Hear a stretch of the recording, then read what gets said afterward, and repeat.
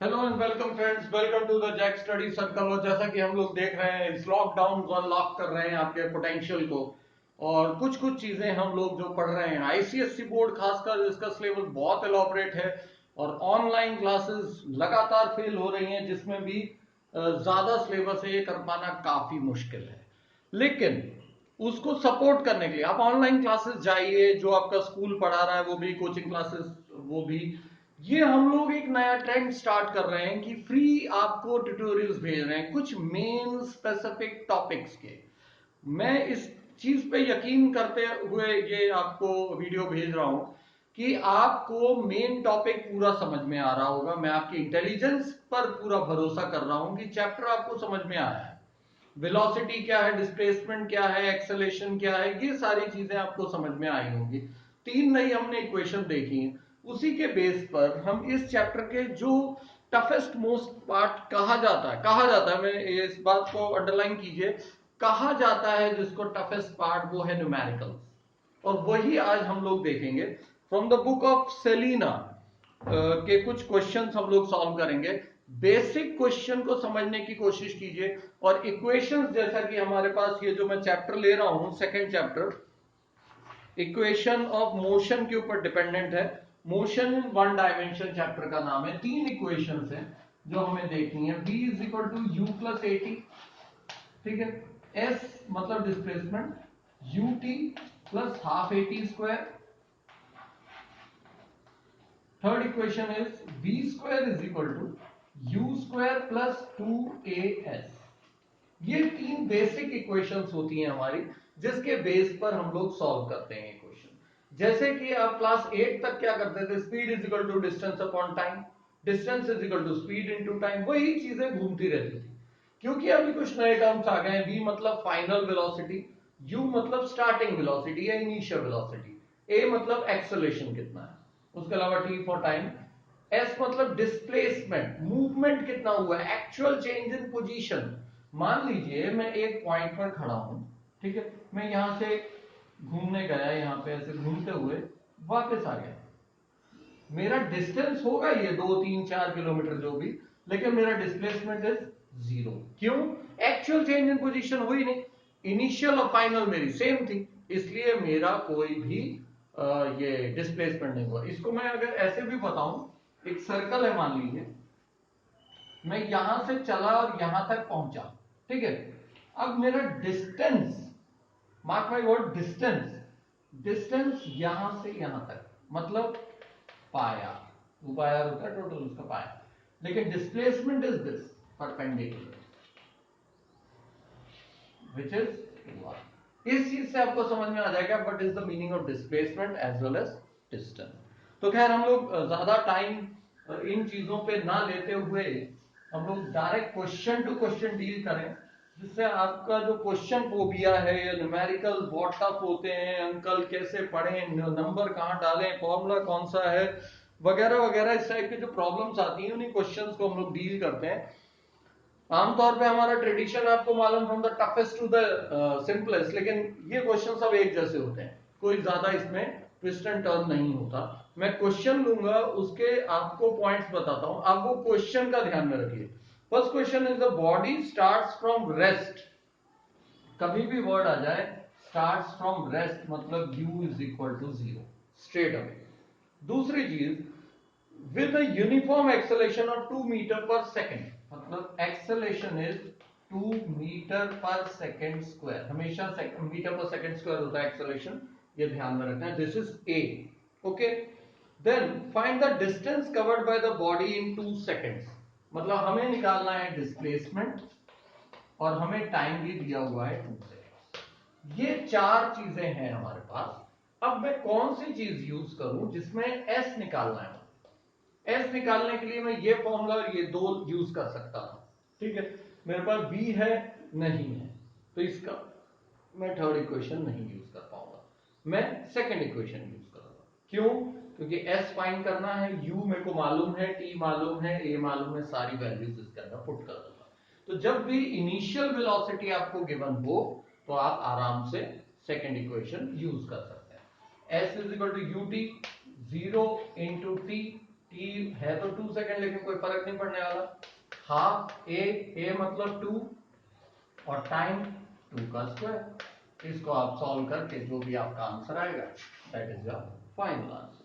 तो क्वेश्चन लिखने के बाद इन इक्वेशंस को लिख लो आप सामने और फिर कंपेयर करने की कोशिश करो कि भाई हम क्या करें। मान लो इस क्वेश्चन में तो नहीं पूछा, इसी क्वेश्चन में अगर वो फाइनल वेलोसिटी पूछ लेते कि एक बॉडी है जो start from rest with an moving with an acceleration 2 metre per second square in time 2 second, where what is the its final velocity. मान लो ये ना पूछकर वो फाइनल वेलोसिटी पूछ लेते, इसी क्वेश्चन को हम लोग आगे बढ़ा लो। फाइनल वेलोसिटी पूछते तो हम कैसे निकालते? First equation v is equal to u plus at। कैसे? u 0 plus a into t that is 4 metre per second. इस तरीके से हमें क्वेश्चन टू क्वेश्चन समझने की आदत डालनी पड़ेगी। ये बहुत ही सिंप्लीफाइड टाइप के क्वेश्चंस होते हैं, कुछ भी इसमें रॉकेट साइंस जैसी चीज नहीं है। एक और क्वेश्चन लेते हैं। Train moving with a velocity 20 metre per second brought to rest. पहले वो मूव कर रही थी 20 मीटर पर सेकेंड और फिर उसको हम रेस्ट पे ले आए, मतलब फाइनल वेलोसिटी बिकम 0, ब्रेक्स लगाई गई होंगी, ठीक है, in 5 seconds. t is equal to 5 seconds में ब्रेक लगा के वो रुक गई। कैलकुलेट द रिटार्डेशन, मतलब एक्सेलरेशन निकालना। अब एक्सेलरेशन का फॉर्मूला फिर से हमारे पास first equation v is equal to u plus at। v की जगह पहले से मालूम हमें 0, u 20 metre per second, acceleration is not known which we have to find and time is 5 second. इसको हम आराम से फाइंड कर सकते हैं। 20 को शिफ्ट कीजिए -20, a into 5 that is a is equal to -4 metre per second square. मतलब इतना मैं ब्रेक का डी एक्सेलरेशन करूंगा तो बॉडी आगे जाके रुक जाए। स्ट्रेट अवे क्वेश्चन, ठीक है। तो क्वेश्चन का मीनिंग समझने की सबसे ज्यादा जरूरत है। आपको क्या क्या गिवन है वो लिखिए, ये तीनों इक्वेशन को सामने रखिए। एक चीज ध्यान में रखिए, इन तीनों के अलावा और कुछ नहीं, इन तीनों इक्वेशन से ही सारा गेम पलटने वाला है। तो कम से कम एटलीस्ट आपको कितना भी फोबिया हो, कितना भी डर लगता हो, कितना भी ना समझ में आता हो, एटलीस्ट गिवन लिखिए, इक्वेशंस लिखिए, कंपेयर करके उसके अंदर वैल्यू डालें। आप जैसे ही वैल्यू डालेंगे आप देखेंगे कहीं ना कहीं रे ऑफ होप मिल जाएगा। ओके, एक और क्वेश्चन लेते हैं। ट्रेवल्स, हाँ ये बहुत ही अच्छा क्वेश्चन है। A train travels with a speed of 60 km per hour from station A to B. A, B 60 kilometre per hour की स्पीड से ट्रेन गई। कितना गई है वो नहीं बताया इन्होंने। From station A to B then comes back with a speed of 80 kilometre per hour. ठीक है, वापस आई। From station find the average speed and average velocity। अब देखिए क्वेश्चन ना देखने में ऐसा लगता है कितना ज्यादा सिंपल होगा। जाने की स्पीड इतनी, आने की स्पीड इतनी और इसका एवरेज पूछा है। तो एवरेज हमारे दिमाग में क्या बैठता है कि 60 प्लस 80 डिवाइड बाय 2, लेकिन नहीं, यही ट्विस्ट है कि वो जानबूझ के इस तरीके का गेम खेल रहे हैं हमारे साथ। डिस्टेंस x लो, सबसे पहले हमें एवरेज वेलोसिटी क्या होती है, एवरेज स्पीड क्या होती है वो याद रखना। एवरेज स्पीड कभी भी ध्यान रखिए total distance upon total time. Total आपको डिस्टेंस कितना लगा है और टोटल टाइम कितना। टोटल डिस्टेंस जाने में x और आने में x। अब प्रॉब्लम आता है टाइम का। जाने का टाइम अगर t1 है और आने का टाइम t2 है तो वो हमें यहां पे लिखना। बट ना तो हमें t1 मालूम है ना हमें t2 मालूम है, लेकिन हमें ये तो पता है ना बचपन वाला formula speed is equal to distance upon time. अगर मुझे t1 निकालना है तो डिस्टेंस कितना है x और स्पीड कितनी है मेरी 60, ये मेरा हो गया t1। सिमिलरली मैं t2 कितना निकाल सकता हूं, t2 इज x by 80। ये वैल्यूज मैं इसके अंदर पुट करता हूं straight away. x plus x is 2x divide by, divide किससे करूं, x by 60 plus x by 80। ठीक है, इसको मैं सॉल्व कर लूंगा तो मुझे एवरेज स्पीड मिल जाएगी। अब आप कहेंगे कि एवरेज स्पीड कैसे मिलेगी, यहाँ तो सब x x है, यही तो गेम है। अब इसको हम लोग सॉल्व कर रहे हैं। ठीक है, ये सब आप जो नोट कर चुके हैं उसको नोट करते जाइए साथ में। ऊपर है 2x डिवाइड बाय, इसका या तो एलसीएम ले लें हम, या वैसे मल्टीप्लाई करोगे तो भी कोई फर्क नहीं पड़ता। 80x 60x, that means 140x divide by 80 into 60, 8 6 48। Simple. अब देखो x से x कैंसल, ये जो 4800 है टॉप पर जाएगा, मतलब 2 into 4800 डिवाइड बाय 140। ये है मेरी एवरेज स्पीड। देखिए आपका x भी कैंसिल हो गया, आपका गेम भी खत्म हो गया। अब आप इसको सॉल्व कर सकते हैं आराम से। 480/7 इज योर आंसर। इस तरीके से करना है। दूसरा एवरेज वेलोसिटी पूछा है उसने।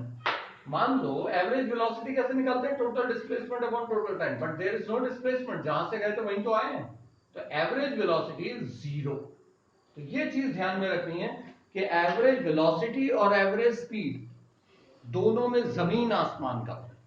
Average speed total distance upon total time, उसकी ये पूरी कहानी। और average velocity just 0 because there is no displacement. तो इस तरीके के छोटे छोटे क्वेश्चंस हैं, आप ट्राई करके देखो। जो भी डाउट्स आते हैं प्लीज मेरे को बताइए। मैं एक वीडियो और लूंगा जिसमें इसके सभी टाइप के क्वेश्चंस को हम लोग एनवलप कर लेंगे। ठीक है, एक 10 मिनट का वीडियो और आएगा और उससे हम लोग ये चैप्टर के सारे न्यूमेरिकल्स कवर कर लेंगे। सो डू वॉच और इसको सॉल्व करके देखिए। जो भी डाउट्स आए, मेरा नंबर याद रखिए 808-747-9204। Thank you.